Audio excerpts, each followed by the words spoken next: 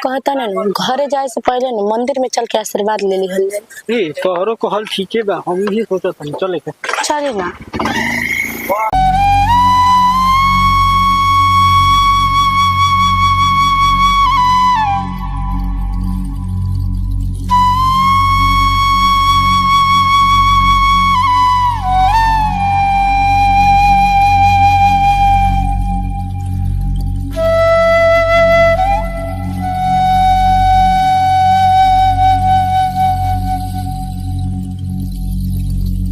सुने ना, हाँ। भगवान के आशीर्वाद ले ली। अब हम हर भगवान प्रभु बानी। सुने ना, इतना कुछ तो हो गई, इज्जत साफ न हंसता हंस हो गई।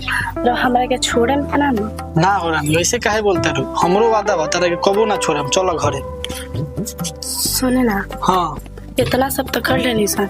वो तो माला न उतरते। हाँ हमारे गला में माला अपना हाथ से डाल दी। क्या है ना, ले आओ माला।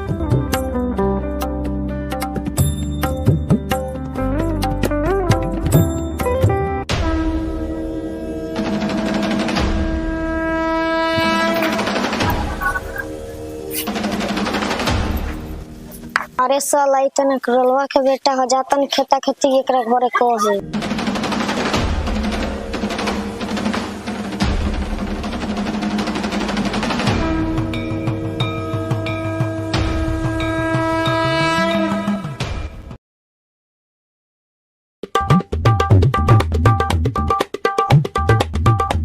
बाबू खेतवा पटौलो हुआ के ना अभी तो पटुआ के हम सोचता नहीं जो पानी पड़ जाओ।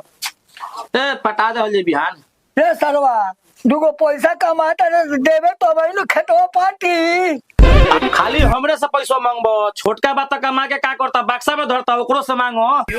कारी बाप बेटा का झगड़ा कोइले बड़े सो छूटका लापान ठुसे बा तो ते कमा के काहे न खुद दी। सुनो बाबा, ई बताओ कमा के सब हमिए पैसा दी, उ साला जो है तो है बौरेरा खानी घुमाता ता, इलारी फिलारी करत रहता, आ जब ना तब हमरे कहता रहे कि होई पानी पटाओ होई पटाओ, बताओ सब हमिए करियो झाटू करी। रे सरवा तनी दुनु को कही है थी बात तो हम का करे बैठ के तो कुछ ओकरो से मांगो, हम लौंड में से दी। बाप सारा डेली के दोनों के ये काम बा। बाबा का बोल बड़े का कि हाफता रहता ना बोल। गुलशनवा नु फेनु नचनिया वाली से शादी करके लिया होता।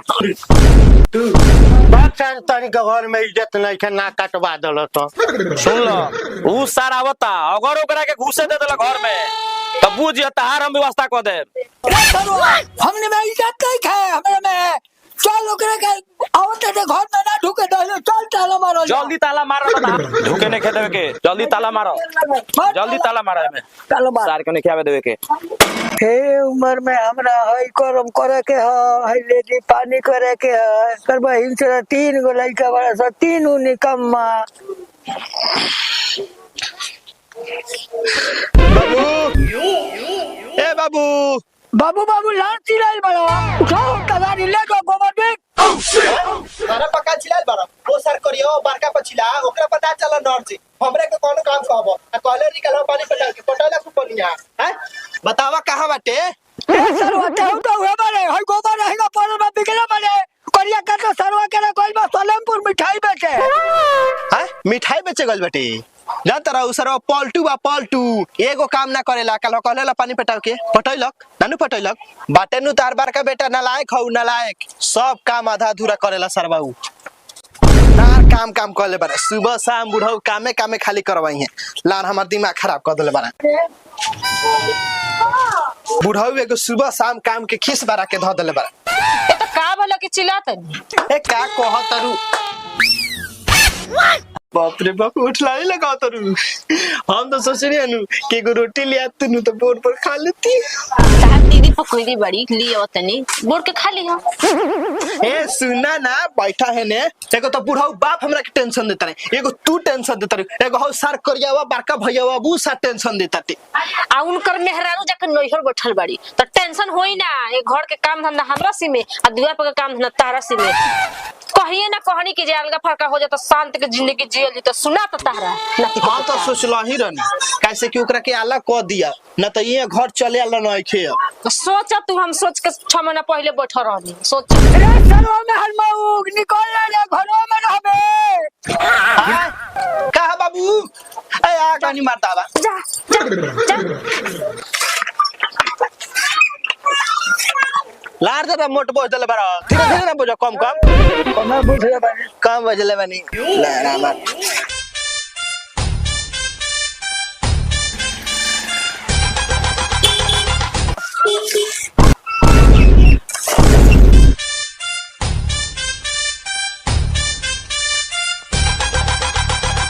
अबू मैं लड़की लेके आ रहा सोफा पर फिर सुता रोक रोको सुन सुन सुन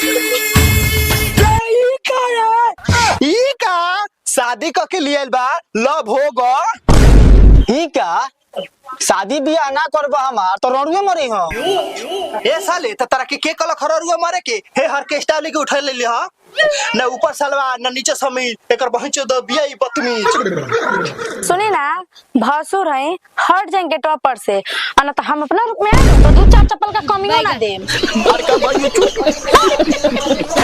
सुन ना तोरा खाने हमार मेहरारू नहीं खे बकर बकर बोले आली समझ गले बड़ी इज्जती खानदान के ही हमार मेहरारू अगर अभी छोड़ दी अपने मेहरारू के नु तो तारा से फरिया आली ही हम नहीं जानत का छियातरी के बारे में तारा से है बुढ़वा से है देवरा से ना का पलंग में तोड़ले बिया तो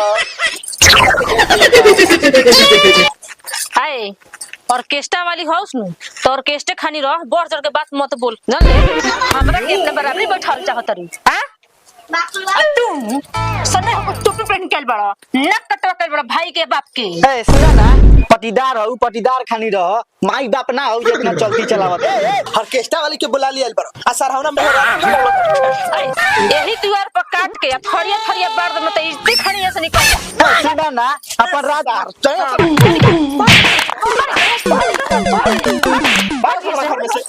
हेलो गाइस, नमस्ते प्रणाम। हम लोगों का ये ग्रुप है जो एक वीडियो बनाए हैं अभी हम लोग। इस वीडियो से हम आगे संदेश देना चाहते हैं कि कोई भी लड़का कोई ऑर्केस्ट्रा वाली से शादी करके अगर घर पे लाएगा तो उसको घर और समाज से बेदखल कर दिया जाएगा। ठीक है। हेलो, नमस्ते प्रणाम।